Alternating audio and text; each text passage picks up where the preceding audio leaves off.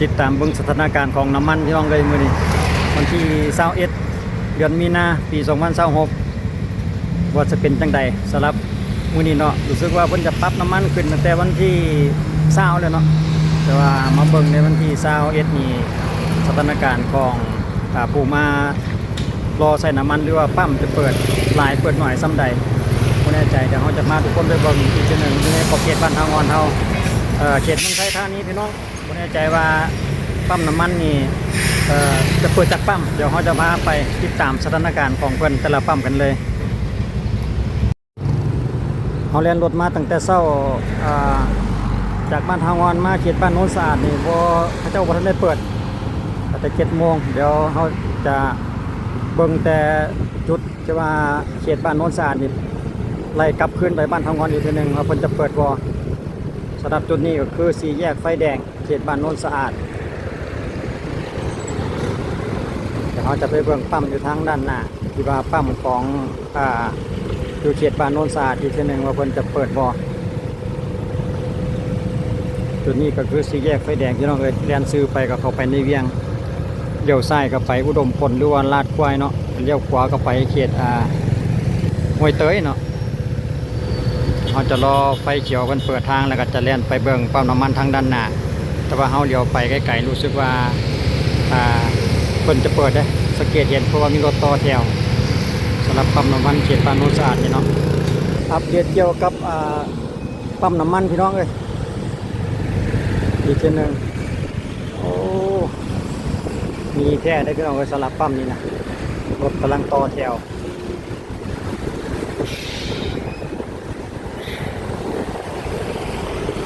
ราคาเพิ่นกับปรับขึ้นตั้งแต่มือบ้านเดี๋ยวเขาจะขอเบิ่งราคาให้ทุกคนได้เบิ่งราคาของเพิ่นก่อนปั๊มบ่ทันได้เปิดพี่น้องเอ้ยจะมารถทำมาต่อแถวแล้วรถต่อแถวแล้วปั๊มนี่รู้สึกว่าเพิ่นจะเปิดจักโมงเนาะตอนนี้ก็8 โมงครึ่งแล้วแสดงว่าเพิ่นกำลังเตรียมที่จะเปิดปั๊มนั่นเองสำหรับราคาน้ำมันพี่น้องเอ้ยก็ส่วนนะ39,030 กีบแอดสั่งธรรมดา 38,930 กีบแอดสั่งพิเศษ 41,210 กีบหรือว่าปรับขึ้นไประหว่างกระส่วนกับแอดสั่งธรรมดาแต่ว่าแอดสั่งพิเศษนั่งอยู่ในราคาเก่าอยู่เนาะ41,210 กีบก็แสดงว่าปั๊มนี่เพิ่นเปิดมีตลอดเวลาคิดว่าน่าจะเป็น9 โมงคือสุดแล้วนี่คือมื้อก่อนข้าพเจ้าก็มาเบิ่งเพิ่นเปิดประมาณ9 โมงคือกันแต่ในเวลานี้ก็ยังอยู่ในระหว่าง8 โมงครึ่งคิดว่าน่าจะเปิด9 โมงเพราะว่ารถมาต่อแถวถ้าเขามาใส่น้ำมันนั่นเองเดี๋ยวเราจะเล่นไปเบิ่งปั๊มที่ว่าไปทางบ้านอุดมผลอีกทีนึงว่าปั๊มนั้นเพิ่นจะเปิดบ่เพราะว่าตามที่เขาเบิ่งแต่ละมื้อแต่ละคือว่าบ่ทันได้เปิดจักมื้อปานนี้จะเล่นเขาไปเบิ่งก่อนแป๊บนึงเที่ยวขวาที่ว่าเขาไปทางบ้านอันลาดควายนี่เนาะเขตอุดมพล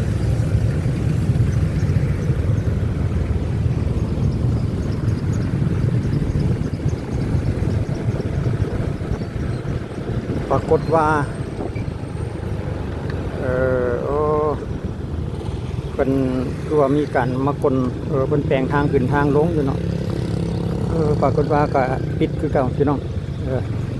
บ่ได้เปิดเนาะสลับปั๊มปิดเหมือนเดิมเขตทางที่ว่าไปหาบ้านอุดมพล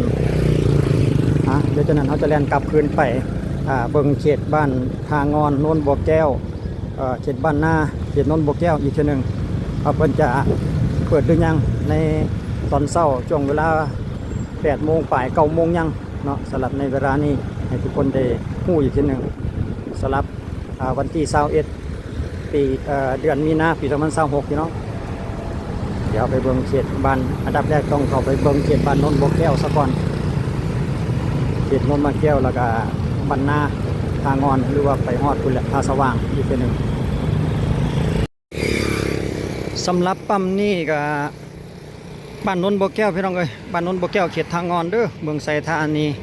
นครหลวงเฮาเองเนี่ยเขาจะขอไปเบิ่งก่อนเพราะรู้สึกว่าจะเห็นรถต่อแถวอยู่น้อยนึงกับบ่หลายพอปานใด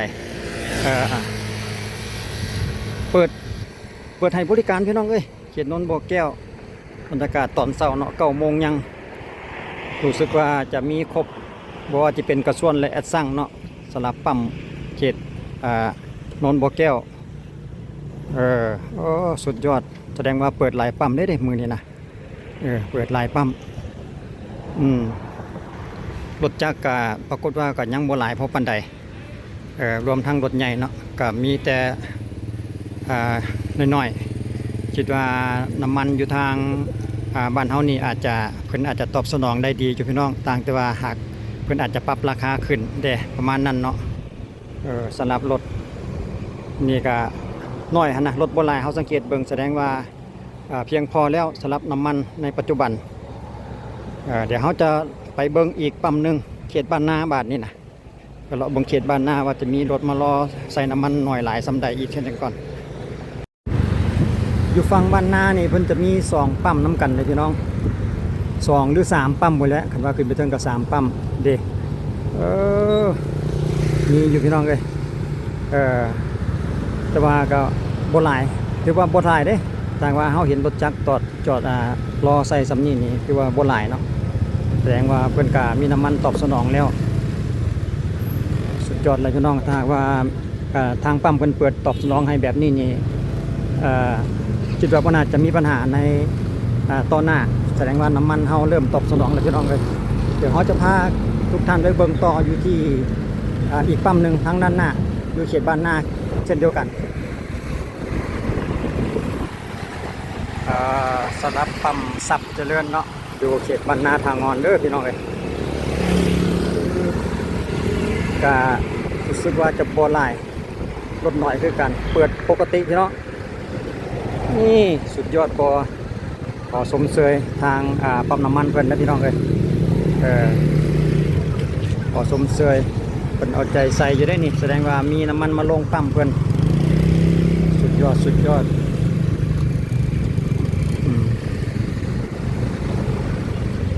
เพราะว่าเราสังเกตเบิ่งรถกับบ่หลายหั่นนะรถจะมารอถ่าใส่น้ำมันนี่นะก็ยังน้อยๆอยู่แสดงว่าน้ำมันเริ่มเข้ามาหลายแล้วได้พี่น้องอยู่ทางสปป.ลาวแต่ว่าราคาปรับขึ้นเล็กน้อยเนาะสังเกตเห็นกับบ่หลายแต่ว่าเพิ่นเปิดพร้อมกันหลายๆปั๊มแบบนี้นี่ก็ผ่านมาก็คิดว่ากับบ่น่าจะมีปัญหาผ่านมาหันเพิ่นเปิดแบบเปิดเทื่อละปั๊มหั่นนะเพิ่นจะเปิดเทื่อละปั๊มแล้วก็สลับกันเปิดแล้วเฮ็ดให้น้ำมันหันคนจะมาออกันอยู่ปั๊มใดปั๊มหนึงแล้วก็คือว่าเฮ็ดให้มันเป็นแบบน่าตกใจนะคล้ายๆว่าน้ำมันบ่เพียงพอแบบนั้นนะทางที่จริงเนี่ยน้ำมันนี่คิดว่าน่าจะเพียงพออยู่ต่างแต่ว่าเพิ่นเปิดปั๊มหั่นนะเปิดบ่พร้อมกันผ่านมาหั่นเนาะแต่ว่าแต่ละปั๊มเปิดพร้อมๆกันทุกปั๊มเปิดนี่รถมันกับบ่ได้อ้างกันบ่ได้ออกันเพราะบันไดเด้เพราะว่าเฮาก็สังเกตเบิ่งแต่ละมือหั่นนะรถก็เพียงพออยู่เนาะเดี๋ยวเฮาจะไปต่อกันอีกอยู่ทางใกล้ๆกับเขตบ้านทางงอนเฮาอีกปั๊มนึงอยู่ทางเทิงเนี่ยว่าเพิ่นจะเปิดพอมาถึงแล้วจุดนี้ก็เขตทางงอนปั๊มเทิงนี่ก็มีคือกันแล้วเด้อพี่น้องโอ้จุดนี้คือว่ารถจักรหลายแสดงว่าเพิ่นบ่ฮู้ว่าอยู่ทางดันดุมเพิ่นมีเปิดละมั้งก็มีทั้งกระส่วนและแอดสร้างพี่น้องเอ้ยเพราะว่าเห็นรถจักรและรถใหญ่เพิ่นมาต่อแถวกันก็อาจจะต่อแถวกันตามคิวหรือจังไดเนาะเพิ่นจัดคิวกันแบบใดยังบ่แน่ใจสรุปแล้วก็มีมื้อนี้หลายปั๊มพี่น้องเอ้ยคิดว่าบ่น่าจะมีปัญหาเกี่ยวทุกคนที่มานี่คิดว่าน่าจะได้น้ำมันทุกคนหันหรอวะ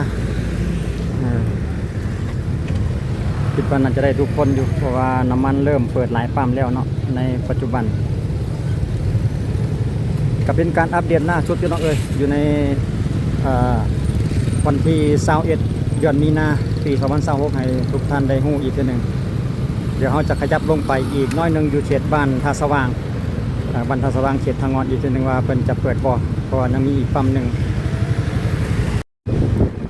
เลี้ยวซ้ายก็ไปทางดงบองหนองยาวเวลาพี่น้องไปทางเมืองนาไซทองเนาะสำหรับที่จะเป็นคล้ายๆแบบงามกระทุน แต่ปั๊มน้ำมันของบ้านเขตบ้านนนท์บ้านท่าสว่างก็จะอยู่จุดนี้เนาะโอ้มีได้พี่น้องเลยถ้าว่าเห็นรถต่อแถวแบบนี้นี่มีแล้วโอ้เปิดหลายปั๊มพี่น้องเลยมื้อนี้ก็ได้แต่ว่าแอดสั่งหมดว่าซั่นเด้ แอดสั่งหมดแอดสั่งหมดขอขอบใจว่าซั่นเด้มีแต่กระส่วนเด้อพี่น้องเอ้ยสำหรับปั๊มเขตบ้านท่าสว่างหลายเด้อเป็นรู้สึกว่าจะเปิดมืดอยู่ทาง3 หัวใจสำหรับจุดนี้ก็บ้านท่าสว่างเขตพางอนมีเฉพาะน้ำมันกระส่วนนั่นเองสรุปแล้วอยู่ในเขตสำหรับมื้อนี้นี่เปิดมืดพี่น้องเลยข้าพเจ้าเองก็ขอชมเชยทางปั๊มเพิ่นเฮากันนับมาตั้งแต่บ้านโน้นสะอาดเนาะก็อยู่ประมาณไล่มาฮอดพี่ก็5 ปั๊ม6 ปั๊มเด้ถือว่าเปิดมืดทุกปั๊มแต่ว่าก็จะมีปัญหาบางปั๊มที่ว่าน้ำมันแอดสั่งขาดมีแต่กระส่วนแบบนี้นะแต่ว่าก็ยังดีกว่าขอชมเชยเพิ่นอีกทีนึงเพราะว่าเพิ่นเอาใจใส่เปิดให้เฮาทุกปั๊มนะพี่น้องถือว่าเป็นการดีกว่าบ่เปิดเนาะถ้าเฮาเปิดถ้าว่าเพิ่นเปิดพร้อมกันแบบนี้นี่คิดว่าเพิ่นอาจจะมีปัญหากับรถที่ว่ามารอใส่น้ำมันกันหลายเนาะแต่ว่าถ้าว่าเพิ่นแบบเปลี่ยนกันเปิดมือละปั๊ม2 ปั๊มจังซี่มันก็เฮ็ดให้มีปัญหารถไปออกกันหลายแต่ว่ามาในมื้อนี้นี่รู้สึกว่าเพิ่นเปิดหมดทุกปั๊มสำหรับวันที่21 เดือนมีนาปี2026ให้ทุกท่านได้รับรู้พี่น้องเอ้ยเอาเดี๋ยวเป็นว่าไปเจอกันในคลิปต่อไปพี่น้องคลิปเขาก็จบเพียงซ้ำนี่แหละเพราะว่าอัปเดตล่าสุดสถานการณ์ของปั๊มน้ำมันให้ทุกคนได้เบิ่ง